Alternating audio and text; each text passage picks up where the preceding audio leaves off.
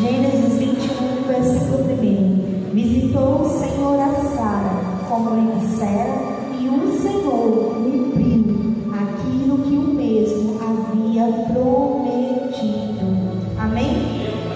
O versículo em si, se a gente for analisar, já nos diz algo muito interessante. Que o Senhor, Ele cumpriu aquilo que Ele havia prometido. Quando a gente vai analisar a história de Abraão, a gente vê que o mesmo que havia sido chamado para sair do meio da sua parentela, no meio da casa dos seus parentes, para uma terra que Deus havia chamado para ele. E a um certo momento, lá em Gênesis 15, a Bíblia vai dizer que Abraão, ele chega e ele fala com Deus e fala assim: Senhor, já estou velho, não tem mais condição de eu ter filhos. Só que aí algo interessante que eu achei lindo de se ver no verso 4, que quando Abraão ele diz assim: Senhor, dei aqueles meus servos que têm filhos. Só que Deus no verso 4 olha para Abraão e diz: eles não serão seus herdeiros, o seu herdeiro será um que será gerado entre você e Sara. Quando a gente vai cantando, que a gente vai olhando o restante da história, promessa. A gente tem um costume, né, de quando Deus ele fala conosco, a gente já quer o já, a gente quer o agora. Só que com Cristo a gente sabe que não funciona assim. Para Deus um dia é como 1000 anos, e 1000 anos para Deus é como se fosse um dia. Ele pode fazer hoje na minha e na tua vida, mas se Ele quiser, Ele pode fazer somente daqui a 25 anos. Abrindo parênteses, há muito tempo atrás eu conheci um jovem, e ele disse para mim que estava esperando a sua prometida já fazia 35 anos. Aí eu olhei assim para ele e fiz: 35 anos, irmão? Ele fez: há 35 anos eu espero a minha promessa, eu nunca me relacionei com ninguém. Hoje em dia, não sei quantos anos ele tem, que já faz um bom tempo. Ele hoje em dia é casado com a prometida dele, falar que nem ele tem 2 meninas, a coisa mais linda, e continua seguindo no caminho do Evangelho. Mas, irmão Vitório, o que isso tem a ver? Isso nos demonstra que a fé que ele tinha naquilo que Deus havia prometido a ele, por mais que o processo da espera tivesse gerando agonia, ele continuava firme naquilo que Deus havia dito. E há um certo momento que quando Deus ele gera, ele fala assim: olha, Abraão, a tua descendência vai ser tão grande que nem essas estrelas do céu. Abraão, naquele momento mesmo duvidando, ele continua seguindo o caminho. Até que então Sara chega para ele e fala assim: Abraão, deita aqui com a gata, eu já sou velha, não tenho condição de ter filhos. E Abraão, para agradar a sua esposa, ele simplesmente chega, conhece a Agar e ela gera um menino lindo chamado Ismael. Só que algo que me impressiona é que Deus, quando Ele promete algo, por mais que a gente fale, mas Deus ele não falha naquilo que Ele prometeu. Por que eu digo isso? Porque no versículo 2 ele vai dizer: Sara concebeu e deu à luz a um filho, e Abraão na sua velhice, no tempo determinado de que Deus lhe falará. Isso trata-se não somente na vida de Abraão, mas hoje em dia também para a gente. Quantas vezes a gente quer simplesmente que o monte do Senhor chegou agora, e com Cristo não é assim. Ali naquele momento que Ismael é gerado, eu imagino Deus olhando lá do céu e dizendo: meu Deus, Pai, o Senhor está vendo a situação? Eles estão olhando para Jesus e respondendo essa dúvida: sim, eles não souberam, mas o que eu prometi eu não vou voltar atrás. E sabe o que significa? Que Ele diz para mim e para você nessa noite é o seguinte: que aquilo que Ele prometeu, por mais que ainda haja um momento da espera, Ele não irá voltar atrás, Ele vai cumprir. Porque existe uma coisa linda que fala o seguinte: Deus não é homem para que minta, nem muito menos filho do homem para que se arrependa. O homem ele promete, mas ele esquece, ele falha, porque somos seres humanos, somos imperfeitos. Mas quando a gente se depara com Deus, a gente vê que o processo, por mais da espera que aconteceu, Deus ele não falhou. Deus ele não mudou o ponto de vista daquilo que ele já tinha planejado na vida de Abraão. E algo bonito é que a Bíblia ela deixa claro dizer isso, que Deus no tempo determinado ele cumpriu aquilo que ele havia dito. Eu não sei qual é a promessa que a gente está aguardando do Senhor, mas uma das promessas que eu sei que a gente está aguardando é a sua vinda. E que possamos continuar aguardando, possamos continuar buscando, para que no grande dia, quando Ele vier buscar a sua igreja, a gente esteja pronto para subir junto com Ele. A gente fosse deparar com a história de Jonas, a gente vê que Jonas, Deus chega para Jonas e fala assim: Jonas, vai até Nínive, ministra para aquele povo, porque eu necessito que eles voltem o seu coração para mim. Jonas ali naquele momento ele está certo, mas quando a gente se depara, a gente vê que Jonas simplesmente foge para a taça de um barco. Aí a gente pode utilizar aquela frase: ah, mas se eu não vou fazer a obra, o Senhor levanta outro. Levanta.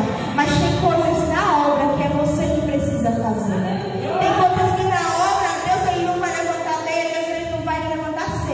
Ele vai tratar com a opção A, que é você. Sabe por quê? Porque quando observando como é o nosso ser. Como assim, irmã Vitória? Deus ele não quer saber da sua fraqueza. Deus ele não quer saber das suas fragilidades. Porque é isso que a gente faz, né?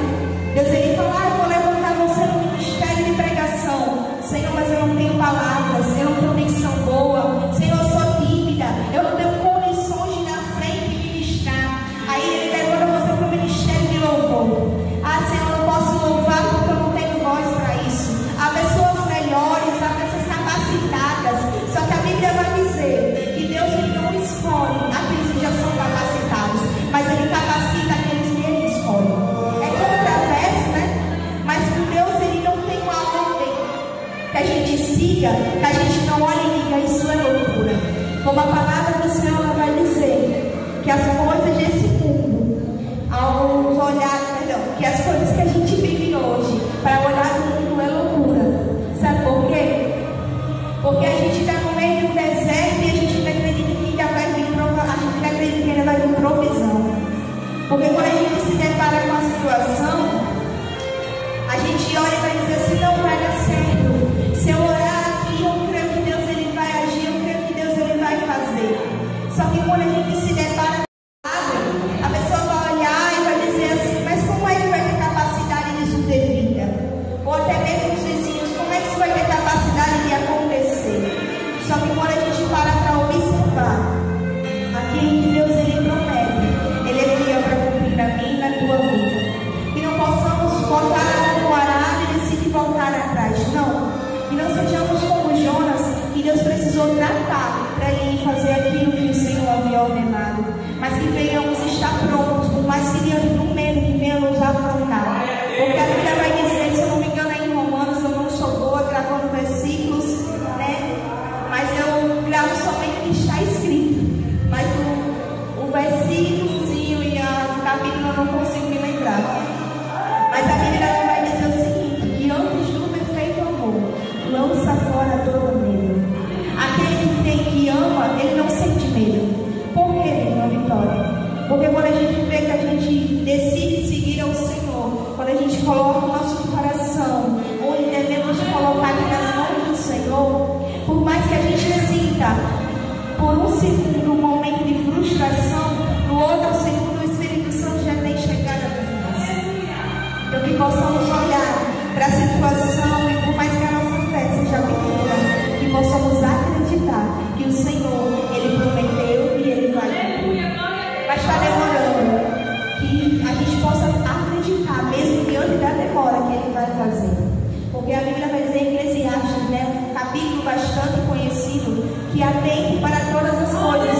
Há tempo de você viver, há tempo de você morrer, há tempo de você plantar, há tempo de você colher aquilo que você plantou, há tempo de você abraçar, há tempo de você se afastar-se de abraçar, há tempo de você falar, há tempo de você ficar calado, há tempo de amar, há tempo de odiar, e assim vai. Mas há um versículo em Eclesiastes nesse que vai dizer: mas há um tempo determinado para todas as coisas.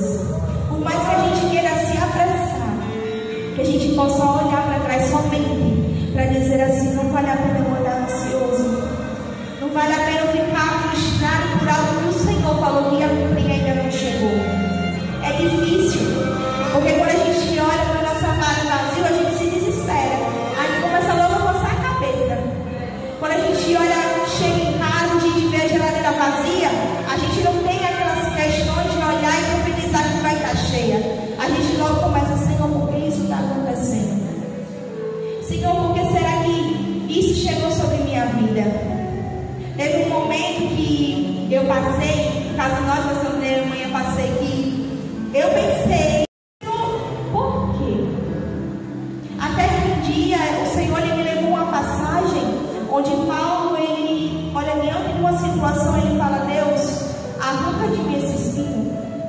E Deus olha para agora e fala: Paulo, a minha graça te basta, e o meu poder se aperfeiçoa na sua fraqueza. Sabe o que é lindo de se ver? Não é porque a Bíblia ela foi escrita há 2 milhões de anos atrás que ela perdeu o real significado, não. A Bíblia ela foi escrita por homens, mas foi dada pelo Espírito Santo. Porque quando você vai olhar a Bíblia ela vai nos dar resposta para tudo. Se estamos ansiosos, tem aquele belo versículo: não andeis ansiosos por coisa alguma, mas que as suas petições sejam apresentadas ao Senhor. Se a gente olha para o nosso cansaço, o nosso desânimo, o Senhor ele vai dizer: vinde a mim, todos que estão cansados, sobrecarregados, que eu vos aliviarei. Se a gente está passando por uma situação difícil, a gente acha que o médico ele já disse assim: não tem mais jeito, não tem mais solução. A gente vai olhar no livro de Mateus. Existiu uma mulher que já havia 12 anos sofrendo de hemorragia.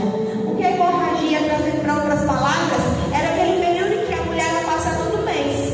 Imagine você sangrar durante 12 anos.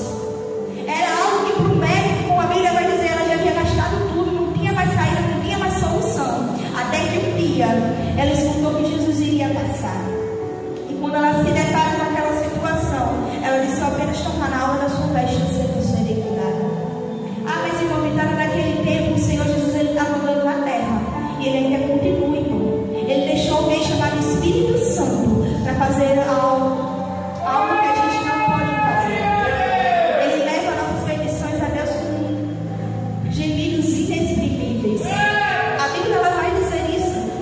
Tudo que a gente chega aqui na frente, que a gente fala, que a gente tenha tempo de estudo, a gente for olhar, ainda existe vida sim. Porque quando a árvore plantada à beira de um riacho, quando o rio passa, ela prospera, ela faz uma mudança. Porque quando a árvore ela é cortada, que nem aquele louvor, as águas que vêm, ou seja, a água da presença do Senhor, ela renova. Ah, mas irmã Vitória, você não sabe o que eu passo lá, tem coisas de dias. Vai ter dias. É a sinceridade, irmão. Não adianta eu dizer aqui para você e dizer: Deus ele vai lhe dar uma chave de um carro, ele vai lhe dar a chave de uma casa, sendo que muitas vezes o Senhor Jesus ele vai tratar com você antes de lhe abençoar. E é interessante porque quando Deus ele chega para tratar comigo e com você, a gente se desespera. A gente diz: Senhor, eu não aguento mais. Só que algo que eu aprendi com Cristo é que Ele não nos dá um fardo maior do que possamos carregar. Está difícil? É difícil. Porque o caminho é estreito. Mas que a gente não venha desistir, mas venhamos confiar que aquilo que o Senhor já preparou sobre a minha e sobre a sua vida, ela vai chegar. Na vida de Abraão, demorou 100 anos para o filho da promessa, Ismael, chegar. Isaac chegar, perdão. Demorou 100 anos. Hoje em dia, se uma mulher engravida, já a partir dos 35 já é uma gravidez de risco. Só que para o Senhor, a gente pode passar 2, 3, 4, 5 anos. Enquanto Ele não vê que a gente já está pronto para receber, Ele não nos entrega. Mas irmã Vitória, tem essa questão de pronto? Tem. Porque se você não estiver pronto espiritualmente para receber, você joga fora. Se você não estiver pronto espiritualmente para receber aquilo que o Senhor ele tem para lhe dar, você desiste de continuar caminhando com Ele. É maravilhoso a gente adorar, é mais fácil a gente ministrar quando está tudo bem. É lindo a gente pegar o microfone, a gente adorar, levantar nossas mãos quando tudo está dando certo. Mas e quando está tudo errado? A dicção ela falha, o pensamento foge. O Santo, ele chega com renovo, ele chega com carinho, ele chega com amor que Ele tanto nos oferece. O pastor Edilson, ele tecla muito nessa tecla, clica muito nessa tecla que ele diz que devemos buscar as almas, que devemos ir atrás dela para que elas possam sentir o mesmo amor que a gente sente. É tão maravilhoso quando a gente sente, né, que a gente é abraçado. É tão lindo quando a gente está aqui adorando e a gente sente uma presença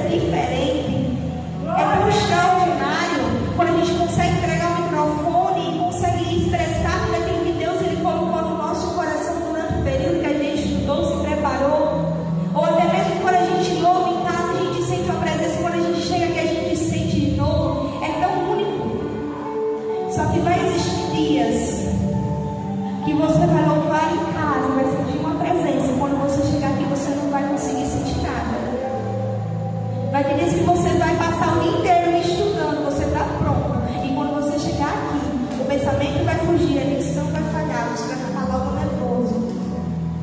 Mas irmão Vitória, o que significa? Significa que simplesmente não adiantou aquilo que eu fiz, não. Você fez a sua parte.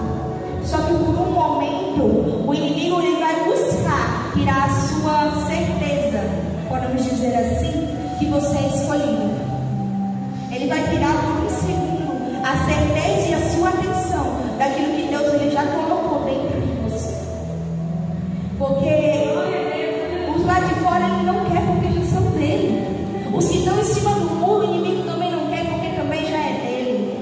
Agora os que estão firmes e fortes dentro da casa do Senhor, é esse que Deus quer. É esse que ele quer tirar para quanto mais gente ele puder levar. Porque ele já sabe o fim dele. Ele é jovem, mas eu, se eu tivesse uma filha, Deus me pedisse, eu acho que eu não teria coragem. A gente não tem coragem. Mas Abraão, eu vou dizer que Abraão ele leva o seu filho. E quando eles chegam lá em cima, Isaac olha para ele e faz: pai, cadê a ovelha, o novilho? Abraão olha para ele e fala: filho, Deus proverá. Quando chega lá em cima, que ele fala: filho, você vai ser o holocausto. Você vai ser o novilho que Deus ele quer. E quando Abraão levanta a mão, o anjo desce e fala assim: você não precisa fazer isso. Deus ele já viu que você daria a única coisa que você demorou anos para ter. Mas irmão Vitória, isso significa que precisamos sacrificar algo de nós. Mas o que a gente precisa sacrificar, eu também não sei. A vida é sua, irmão. Você que tem que analisar o que você precisa sacrificar. Eu preciso me autoanalisar para saber o que é que Deus quer de mim. Qual o sacrifício que Ele necessita de mim? Qual o sacrifício que você tem que entregar para você quando passar pelas portas? Você possa sentar na sua cadeira e ao mesmo tempo que você glorificar, você vai senti-lo. Que possamos sacrificar. É aquilo que nos custa. Não é aquilo que você precisa se acordar somente esse pedacinho de papel que você só vai colocar quando toda a nação, quando todo ele for evangelizado, para que não tenha nem sequer uma pessoa faltando para dizer assim: Senhor, eu não escutei da tua palavra. Todos nós temos oportunidades e quando estejamos aqui, que possamos levar essa oportunidade a demais pessoas para que as vidas delas sejam impactadas com a presença do Senhor, da mesma maneira que a gente anseia pela que a nossa cada dia seja impactada. E que nessa noite a gente possa observar, ver o que nos custa e entregar e dizer assim: Senhor, ainda falta essa área para o Senhor fazer. Ainda falta isso que eu não entreguei naquele dia que eu fui aceitar. Porque quando o Senhor Jesus ele foi para a cruz, ele não entregou somente uma perna por amor a você, ele se entregou por completo. A cruz era para Barrabás. Se a gente for olhar o significado de Barrabás,